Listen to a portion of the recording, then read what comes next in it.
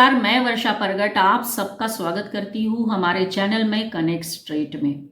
दोस्तों, कितना दुख होता है ना अगर कोई नेता हमारे जो फ्रीडम फाइटर्स थे उनके लिए कुछ भी बोल देता है, और पर्टिकुलरली जब स्वतंत्र वीर सावरकर इनके लिए बोलते हैं तब, क्योंकि वो एक ऐसा व्यक्तिमत्व है जिन्होंने काला पानी की सज़ा भुगती थी और इतना अत्याचार वहाँ पर उनके ऊपर हुआ ये हम पढ़े हैं, जानते हैं।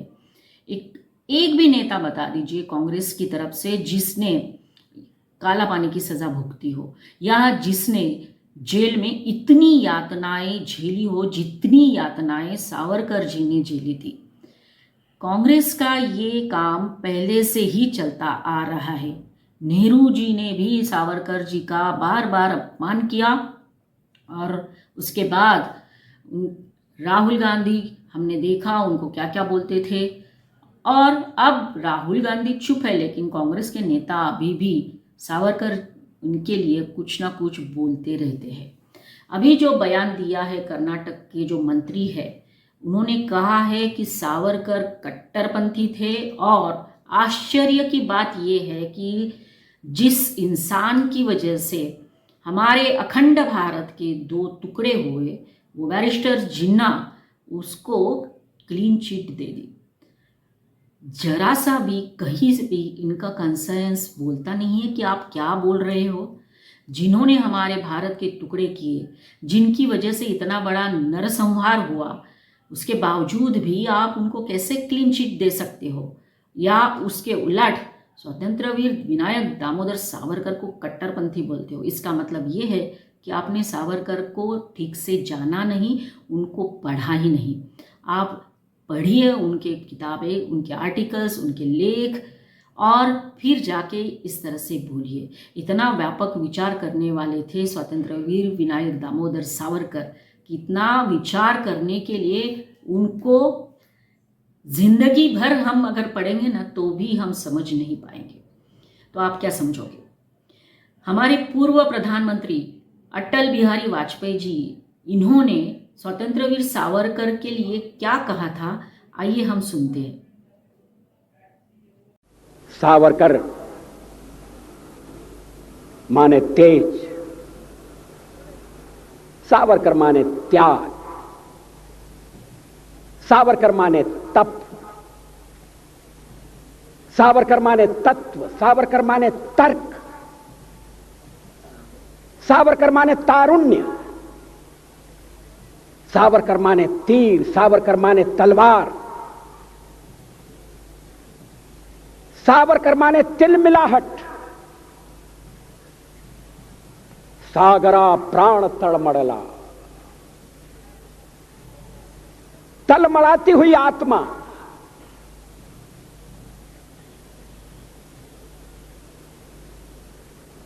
सावरकर माने तितीक्षा,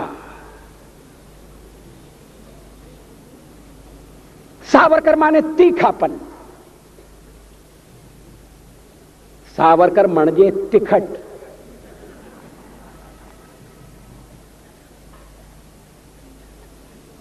कैसा बहुरंगी व्यक्ति। तो अटल बिहारी वाजपेयी जी ने उनको कहा कि उनका व्यक्तिमत्व बहुआयामी व्यक्तिमत्व, वो लेखक थे, कवि थे और सब कुछ उनके पास था। तो आज उस बयान से लेके चर्चा करते हुए अगर हम आगे बढ़ते हैं तो दो जो मेन पॉइंट्स है उन्होंने जो कहा अपनी बयान में, कर्नाटक के मिनिस्टर ने, जिन्ना कट्टरपंथी नहीं थे, सावरकर कट्टरपंथी थे। ये पॉइंट्स है। अब मेरे पास इसके लिए दो बुक्स का रेफरेंस मैं ले रही हूँ। बैरिस्टर जिन्ना, जिनकी वजह से अखंड भारत के दो टुकड़े हुए, और वीर सावरकर। ये जो किताब है वीर सावरकर, ये किताब the man who could have prevented partition लिखी हुई है उदय माहुरकर इन्होंने। और दूसरी किताब जो मेरे पास है वो है हे राम। ये किताब लिखी है प्रखर श्रीवास्तव ने। इसमें सारा कुछ तथ्यों के साथ दिया गया है। अब सावरकर हिंदू धर्म से लेकर हिंदुत्व, हिंदू राष्ट्र, इसके ऊपर उन्होंने काफ़ी सारा लिखा हुआ है, अपने विचार प्रकट किए हुए हैं। अब जब पहली बात जो बोलते हैं हम लोग कि हिंदू, इस शब्द का वर्णन करते हुए या कौन यहाँ पर हिंदू है ये कहते हुए उन्होंने जो कहा है वो है आ सिंधु सिंधु पर्यंता यस्य भारत भूमिका पितृभू पुण्यभू शैव स वै हिंदुरिति स्मृतः।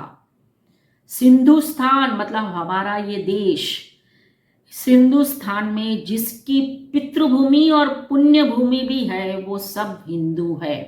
मतलब वहां से लेके नीचे तक जो भी इस भूमि पे रहता है और वो इस भूमि को अब पुण्य भूमि करके मान कर रहता है, जिसकी यहाँ पर पितृभूमि भी है पुण्य भूमि भी है, वो सब हिंदू है। इतना बड़ा ब्रॉड डेफिनेशन दिया है तो कैसे कट्टरपंथी हो गए भाई। फिर है उन्होंने जो बोला है कट्टरता के ऊपर जो मैं बात कर रही हूँ वो, क्योंकि उन्होंने कहा कि सावरकर कट्टर थे। देखिए जब कट्टर बोलते हैं ना तो मतलब वहां पे आता है नियम, रूल्स, रेगुलेशंस, कंडीशंस। हिंदू धर्म के बारे में बोलते हुए लिखते हुए सावरकर जी ने कहा है कि हिंदू धर्म किसने स्थापित किया हमें नहीं मालूम, हमको नहीं मालूम, सही में नहीं मालूम है कोई जिसका नाम संस्थापक कि जिसने हिंदू धर्म की स्थापना की? नहीं।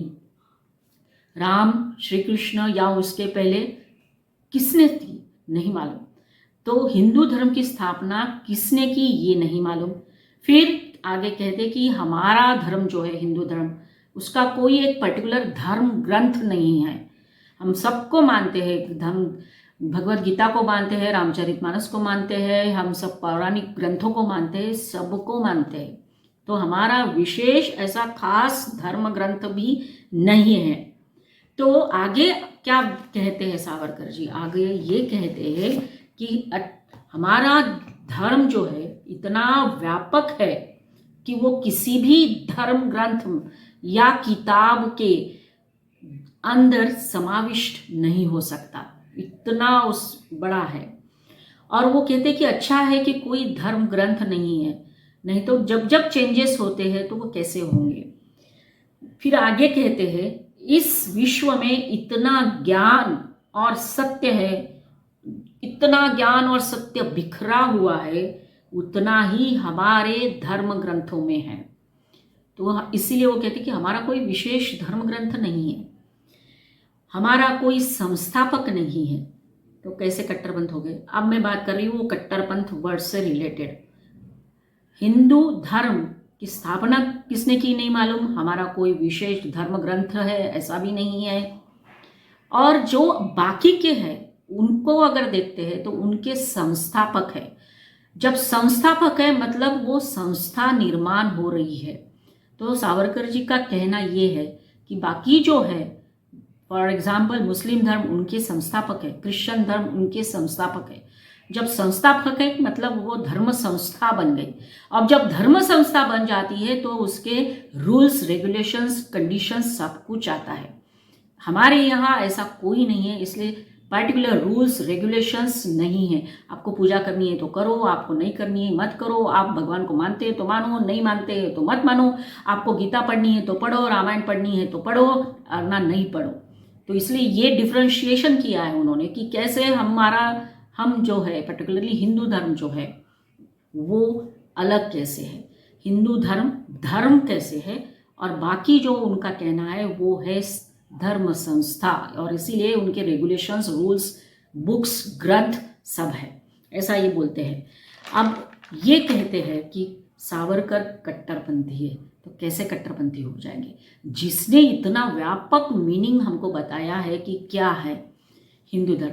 आगे जाके सावरकर जी कहते हैं कि जिस दिन आगे वाले अपना त्व छोड़ देंगे, मतलब जैसे हिंदू होता है तो हिंदुत्व आ जाता है, तो अगर आगे वाला मतलब अगर फॉर एग्जांपल क्रिश्चियन है तो क्रिश्चियनत्व, मुस्लिम है तो मुस्लिमत्व, ऐसा हो जाएगा। जिस दिन ये लोग अपना त्व छोड़ देंगे उस दिन मैं भी अपना त्व मतलब हिंदुत्व छोड़ दूंगा और मानवत्व, मानव मतलब ह्यूमैनिटेरियन, वो मैं स्वीकार करूंगा। इतना ही नहीं, वो आगे जाके ये कहते हैं कि अगर ब्रिटिश अपना ब्रिटिशपन छोड़ देंगे, जर्मनी वाले जब अपना जर्मनपन छोड़ देंगे, स्पेन वाले अपना स्पेनिशपन छोड़ देंगे, उस दिन हम इंडियंस भी मतलब हिंदुस्तान भी अपना वो पन छोड़ देगा और हम सब मानवता फॉलो करेंगे।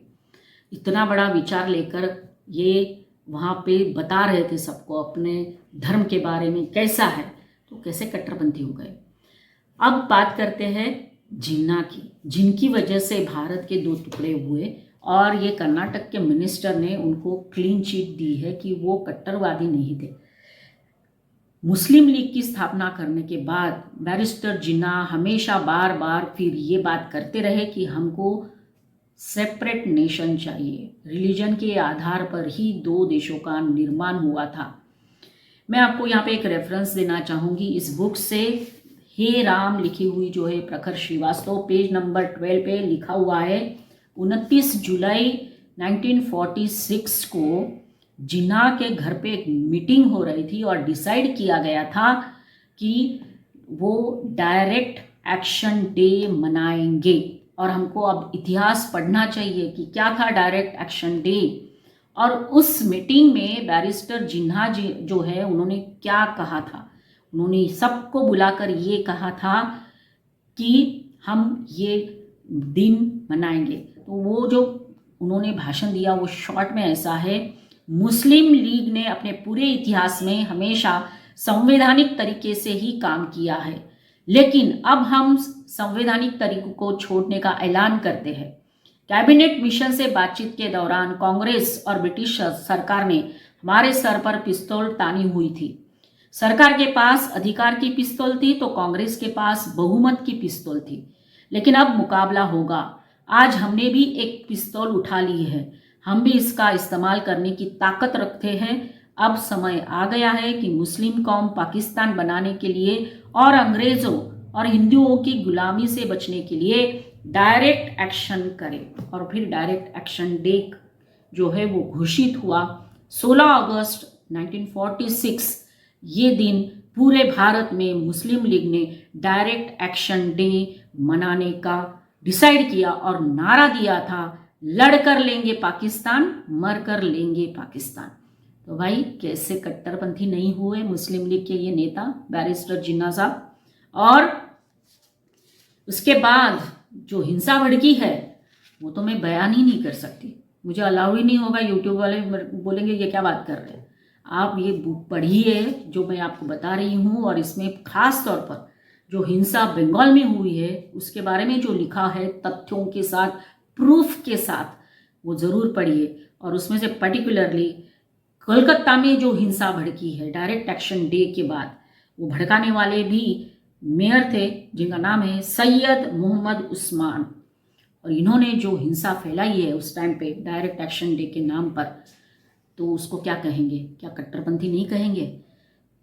तो हम सिर्फ आपको तथ्य बता रहे हैं कि क्या सच है। सच ये है कि बैरिस्टर जिन्ना की वजह से या उनकी पार्टी की वजह से भारत के टुकड़े हुए। इसकी शुरुआत तो काफ़ी दिन पहले से ही हो चुकी थी, लेकिन फिर डायरेक्ट एक्शन डे की घोषणा हुई और उसके बाद जो कुछ हुआ वो इतिहास में मौजूद है। बस ज़रूरत है उसको पढ़ने की। और इसीलिए हम कहते हैं कि बार बार अपमानित करते हैं वीर सावरकर को। सावरकर को वीर ये उपाधि सरकार ने नहीं दी, वो लोगों ने दी है, और वो सही में वीर थे। राहुल गांधी और उनकी पार्टी और कांग्रेस की पार्टी जो भी है वो भूल जाती है कि स्वर्गीय जो प्रधानमंत्री इंदिरा गांधी है उन्होंने भी सावरकर को वीर सावरकर करके माना था। तो ये हुई आज की चर्चा, जिसमें हमने देखा कि किस तरह से ये लोग बार बार इतने महान व्यक्तिमत्व का अपमान करते हैं। तो अगर आपको मेरा आज का ये वीडियो अच्छा लगा हो तो ज़रूर लाइक करिए, शेयर करिए। जिन्होंने मेरा चैनल सब्सक्राइब नहीं किया है तो ज़रूर सब्सक्राइब कर लीजिए। और फिर से एक बार वीर सावरकर को हम सलाम करते हैं, उनके बलिदान को भी हम सलाम करते हैं। अगले टॉपिक के साथ फिर मिलेंगे, तब तक के लिए धन्यवाद। जय हिंद।